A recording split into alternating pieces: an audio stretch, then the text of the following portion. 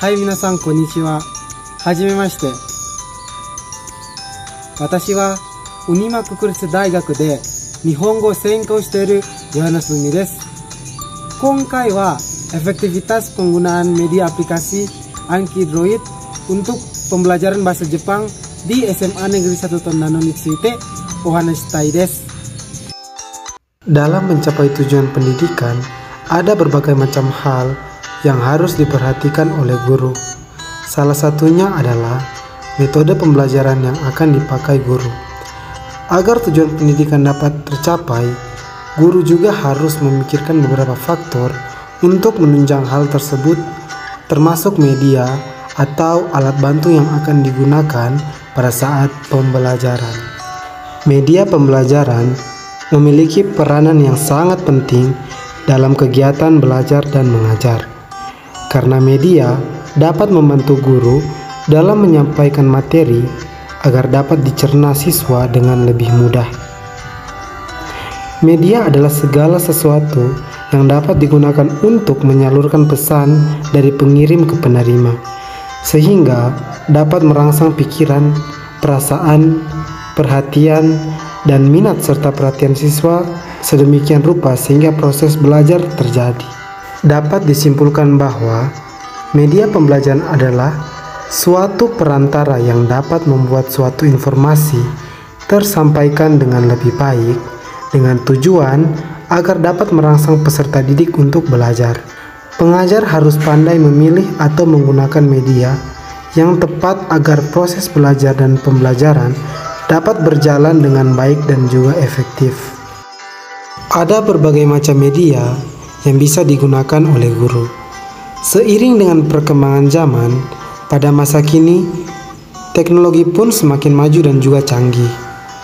Guru dapat memanfaatkan perkembangan teknologi sebagai media dalam aktivitas belajar dan juga mengajar. Salah satunya seperti memanfaatkan smartphone Android kita. Dalam smartphone, kita dapat menggunakan beberapa aplikasi yang bisa kita unduh dengan gratis dan juga berbayar. Aplikasi adalah suatu perangkat lunak yang menggabungkan beberapa fitur tertentu dengan cara yang dapat diakses oleh pengguna. Aplikasi sendiri merupakan dasar dari ekonomi seluler. Ada begitu banyak aplikasi pada toko aplikasi Android yang menawarkan berbagai macam aplikasi yang dapat membantu dalam kehidupan sehari-hari tergantung dari apa yang menjadi kebutuhan kita. Mulai dari aplikasi game, aplikasi belajar, aplikasi media sosial, dan juga lain sebagainya. Seiring dengan pesatnya perkembangan zaman, ada banyak aplikasi yang telah diluncurkan pada sistem operasi Android, termasuk misalnya aplikasi yang dapat membantu kita dalam bidang pendidikan. Aplikasi juga merupakan salah satu metode belajar yang sering digunakan oleh banyak orang pada masa kini untuk memperoleh pengetahuan. Pada bidang pembelajaran, terutama pembelajaran kosakata bahasa Jepang, salah satu aplikasi yang sangat disarankan adalah aplikasi Anki Droid. Anki adalah program yang dapat membuat pengguna yang diharuskan untuk mengingat berbagai macam hal menjadi jauh lebih mudah. Anki juga adalah aplikasi yang cukup digemari untuk belajar suatu bahasa pada saat ini. Karena itu, pengguna Anki saat ini bisa terbilang cukup banyak. Selain bisa digunakan pada smartphone, aplikasi ini juga dapat digunakan pada komputer. Di dalam Anki, kita mengubah catatan pelajaran ataupun informasi yang ingin kita hafalkan menjadi bentuk pertanyaan-pertanyaan dalam bentuk flashcard. Ini sangatlah efektif dan juga efisien, karena ketika kita mereview flashcard, kita menggali informasi yang telah kita hafalkan langsung dari otak kita. Metode belajar ini disebut active recalling, sehingga dapat membuat daya hafalan kita menjadi lebih kuat. Kita juga dapat memilah dan juga membuat sendiri kosakata mana saja yang ingin kita hafalkan.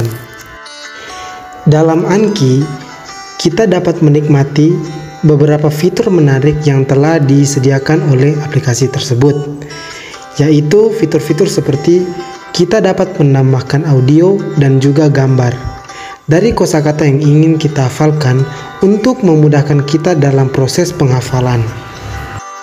Aplikasi ini sangat praktis, kita dapat menggunakannya dimanapun dan juga kapanpun.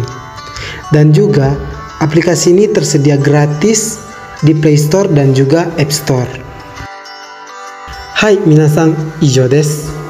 このビデオは役に立ちましょうに。最後まで見てくれて本当にありがとうございます。